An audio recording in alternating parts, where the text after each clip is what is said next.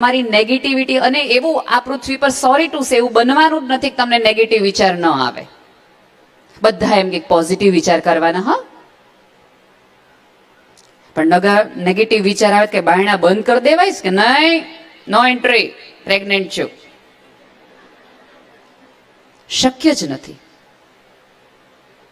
હિમાલયમાં રહેતા સાધુએ જો હાંજની રામ રોટીની ચિંતા કરવી પડતી હોય તો મારે કરવી પડે ને તમારે કરવી પડે. તમારામાં આવેલા એ નેગેટિવ વિચારને ડાયવર્ટ કરવાની ટ્રાય કરો.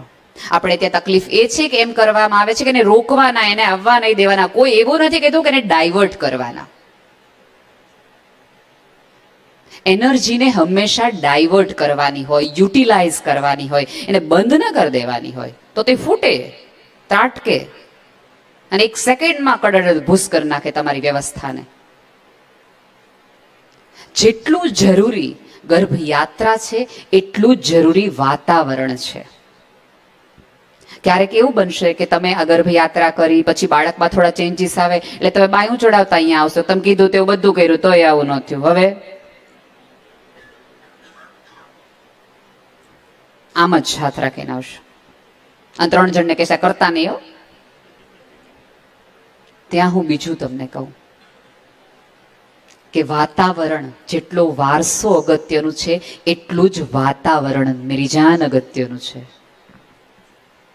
આ વાતાવરણ આપશે તમારા ગર્ભને આજુબાજુ પોઝિટિવ વાઇબ્સ ક્રિએટ કેમ કરવા, તમારા મનને સાફ કેમ કરો, તમારા કચરો કઈ રીતે આજુબાજુનો સાફ કરવો, એટલું જ તમને અહીંયા કહેવામાં આવ્યું છે. અને અંતે આ તમારે માટે છે.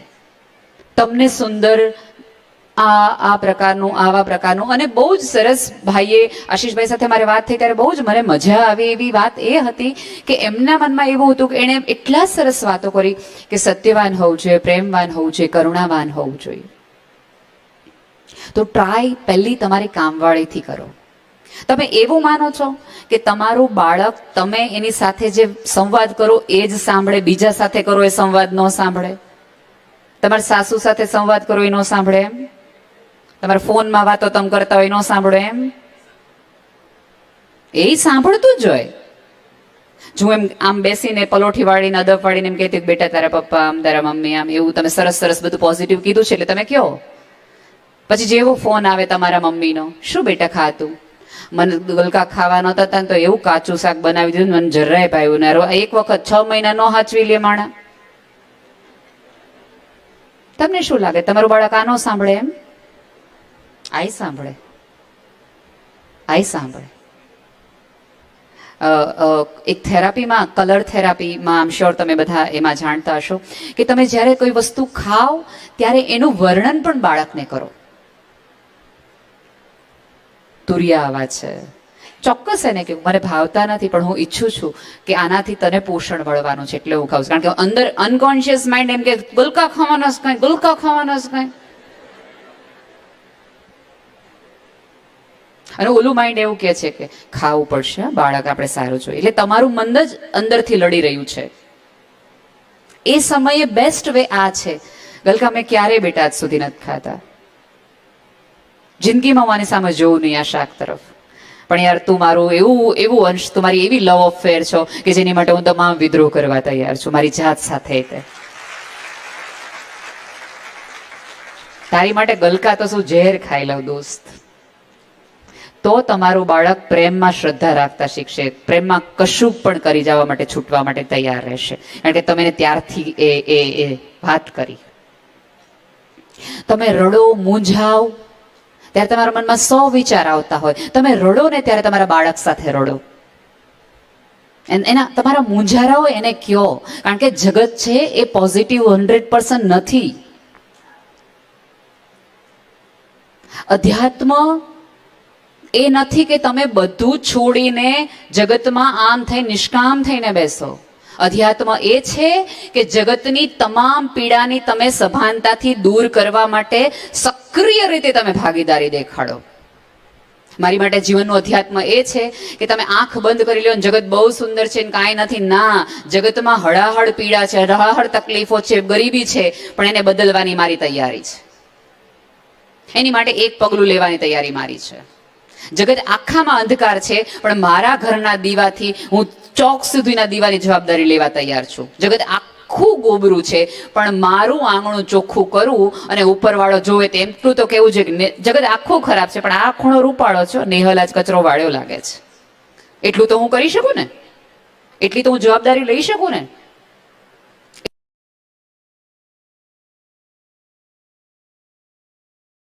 એટલી તો મારી યાત્રા હોય ને, અને એટલું કમિટમેન્ટ અને કન્વિક્શન તો મારા ગર્ભ માટે હોય ને.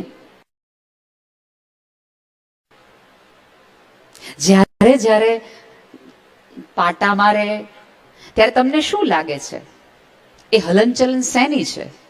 માત્ર એ મુવમેન્ટ એને પડખું ફેરવાની છે? ત્યારે એને ધીરજ તમારે નહીં, એને પણ શીખવો કે આઈ નો મેરી જાન કે તને જલ્દી આવી જાવ છે. વેઇટ ફોર 2-3 મિનિટ્સ, થોડા વખત આમ. અને જે લોકો સિઝેરિયનની ફરિયાદ કરે છે ને, એને મારા 2 હાથ જોડીને વંદન છે. ધીરજ રાખો, સહન કરો, કેવું સાચે બહુ સહેલું છે. એ સમયે એ વખતે તમારા જગતના એકેય શાસ્ત્ર, એકેય મોટિવેશન તમને કામ ન લાગે. અને તમારે ડોક્ટરને કહેવું પડે જે કરવું એ કરો, પણ મને આ પીડામાંથી મુક્તિ આપો, કહેવું પડે. અને મારી તો સાદી દલીલ છે કે શું વાંધો છે સિઝેરિયન થઈ જાય તો? 100% એક નોર્મલ ડિલિવરીના લાભ છે, પણ એનો અર્થ એ નથી કે ઓલું થઈ ગયું તો હવે તમારું બાળક છે એ હિંમતવાન નહીં થાય. તોય થશે. અને તમે ક્યારેક મારા જેવી સ્કૂલોમાં જશો અને પૂછશો ને, તો અમે એક પ્રશ્ન પૂછીએ કે ડિલિવરીના પેઇનનો ગાળો શું હતો? એ પેઇનનો ગાળો વધુ થઈ જવાથી ક્યારેક બાળક મૂંઝાઈ જાય, કેટલી બધી બીજી તકલીફો થઈ જાય. ટ્રસ્ટ મી, ડોક્ટર જ્યારે સિઝેરિયન કરે છે ત્યારે એના મનમાં એનો બેંક એકાઉન્ટનો આંકડો નહીં, પણ તમારી અંદર રહેલા બાળકની સ્થિતિની સ્વસ્થતા હોય છે યાર.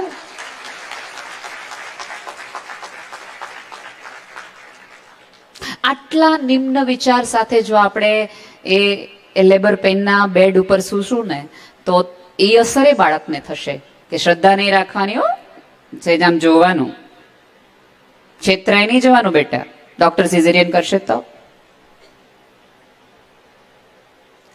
તમારા ડોક્ટરનો અવાજ સૌથી વધુ તમારું બાળક સમજતું હશે ને સાંભળતું હશે. કારણ કે પહેલી વખત તમને ખબર નહોતી પડી ને, ત્યારે એને ખબર પડી હતી કે અહીંયા જ આ બિંદુ જ, અહીંથી આ વિકાસ અહીંથી થવાનો છે. પહેલું વહેલું જો તમારે એક જ 2 ગુણ શીખવા હોય ને, તો પહેલું શ્રદ્ધા શીખો. શ્રદ્ધા. તમે જીવનમાં ખૂબ બધી વાર સંબંધમાં છેતરાણા હશો, લોકોથી છેતરાણા હશો, તમને ખૂબ બધી નિરાશાનો અનુભવ થયો હશે, પણ તોય તમારી જાતને એમ કીધું મને થયો ને, મારે આ નથી કરવો. અને બીજી વસ્તુ મારી બહેનો, જેમ તમે માં બનો છો એમ પુરુષ પણ પિતા જ બને છે. એનોય નવો જન્મ છે, એની એ નવી યાત્રા છે. ક્યારેક એવું બને કે પહેલા કરતા એ વધુ કામ કરવા માટે જાય. તો મારે ને તમારી પાસે પ્રશ્ન છે, તમને મારી માટે આવા સમયે સમય નથી. પણ ટ્રસ્ટ મી, તમારે સિઝેરિયન માટે જે રકમ ભેગી કરવાની છે, તમારા ડાયપર્સ માટે એને જે ભેગી રકમ કરવાની છે, તમારા ભવિષ્ય માટે જે રકમ ભેગી કરવાની છે, ક્યાંક ને ક્યાંક એક્સ્ટ્રા માઇલ દોડે છે. એ સમય તમને આપતો છે એવું નહીં, પણ તમને ભવિષ્યમાં ક્વોલિટી વાળો સમય આપી શકે એની માટે મજૂરીમાં જાય છે, વધુ ખેંચાય છે, વધુ તણાય છે.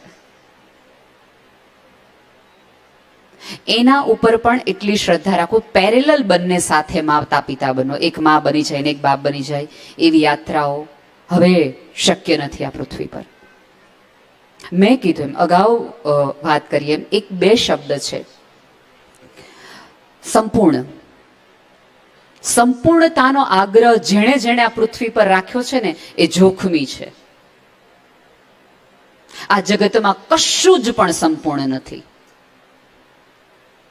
હોલનેસ એક એવો શબ્દ છે, હોલી ઉપરથી આવેલો હોલનેસ. મારા આંખ સરસ હોય, મારા કાન સરસ હોય, મારું નાક સૂંઘી શકે એવું હોય, મારા હાથ જગતને સ્પર્શી શકે એવા હોય, મારા પગ ચાલી શકે એવા હોય, અને મારું મન